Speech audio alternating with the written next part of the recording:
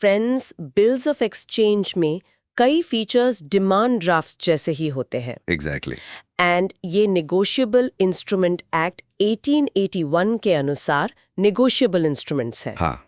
Bills holder, जिसे drawer कहते हैं, उसे एक अधिकार देते हैं to receive a fixed sum of money from the drawee. और ये अमाउंट रिकवरेबल होता है या तो ऑन डिमांड, जहां इन्हें डिमांड बिल्स कहते हैं, या फिर at a fixed future maturity date, जब इन्हें यूसेंस बिल्स के नाम से जाना जाता है। कई ऑपरेशनल बैंकर्स बिल्स परचेज्ड और बिल्स डिस्काउंटेड टर्म्स को इंटरचेंजेबली यूज करते हैं। बट ये डिफरेंट है। तो इस शॉर्ट वीडियो में हम all aspects related to these terms को एक्सप्लेन कर रहे हैं to make a distinction clear. हाँ, तो सबसे पहले डिमांड बिल्स और साइट बिल्स।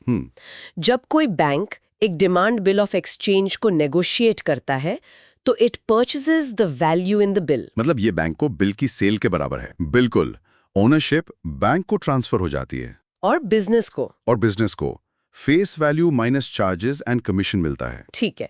अब आते हैं यूसेंस बिल्स पर। जब कोई बैंक एक फ्यूचर ड्यू डेट पर पेएबल बिल को नेगोशिएट करता है तो इसे डिस्काउंटिंग ऑफ बिल्स कहा जाता है। ओके। बैंक बिल को as a collateral security use करके उसके अगेंस्ट एक एडवांस अलाउ करता है। इस केस में ओनरशिप बिजनेस के पास ही रहती है। करेक्ट।